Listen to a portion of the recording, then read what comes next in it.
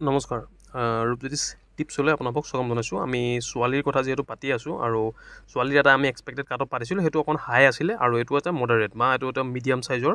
আৰু আমি এক্সপেক্টেড যিহেতু কাট অফৰ কথা পাতি আছোঁ, সেইটো কাৰণে আমি কেইবাটাও ইয়াতে ভিডিঅ' হ'ব যে কোনটোত আমি কিমান যাব পাৰে এইটো আমি আলোচনা কৰি আছোঁ। আৰু সকলোৰে মাৰ্কবিলাক আমি যিহেতু লৈ আছোঁ, সেইটোৰ ওপৰত ডিপেণ্ড কৰি আমি কৈ আছোঁ। মই মোৰ মতে কাট অফ নবনাওঁ, সকলোকে আকৌ এবাৰ কৈ দিছোঁ। আমি যিটো মাৰ্ক তোমালোকে দিছা, যিটো মাৰ্ক যোৱাবাৰ গৈছিলে, যিটো মাৰ্ক তোমালোকে এতিয়া পাইছা, সেইটোৰ ওপৰত ডিপেণ্ড কৰিহে আমি এইবিলাক কথা পাতোঁ। আৰু এতিয়া যদি আমি এইবাৰ যদি চাওঁ, ছোৱালীৰ ক্ষেত্ৰত যদি চাবলৈ যাওঁ, তেন্তে OBC আমাৰ জেনেৰেল লিষ্টত 63 গৈছে, UR জেনেৰেল লিষ্টত 64, ST জেনেৰেলত 63, SC জেনেৰেলত 61, EWS জেনেৰেলত 41। এইখিনি হৈছে আমাৰ ফিজিকেল কাট অফ। আৰু সেইটোৰ ওপৰত ডিপেণ্ড কৰি যদি আমি ফাইনেল কাট অফটো চাওঁ, তেন্তে OBC জেনেৰেল ডিষ্ট্ৰিক্টৰ যদি আমি চাওঁ, তেন্তে মিনিমাম 9ৰ পৰা 10 যদি আমি ছোৱালীৰ প্লাছ বুলি ধৰোঁ, তেন্তে 73ৰ পৰা আৰম্ভ কৰি 93 মানলৈকে যোৱাৰ সম্ভাৱনা আছে OBC জেনেৰেল ডিষ্ট্ৰিক্টৰ।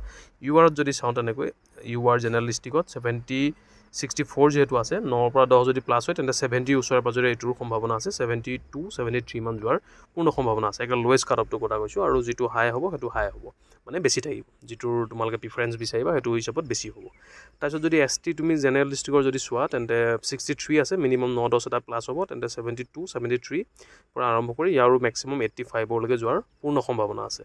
তাৰপিছত যদি তুমি SC কেটেগৰী চোৱা, জেনেৰেল ডিষ্ট্ৰিক্টত 61 আছে, এইটোত অকণমান কম যাব। 61ৰ পৰা যদি আমি 70, প্ৰায় যদি তোমাৰ 70 নম্বৰ আছে, তেন্তে তোমাৰো খুব ধুনীয়া চান্স আছে SC কেটেগৰীত সোমোৱাৰ কাৰণে। অনলি ছোৱালী কথা কৈছোঁ।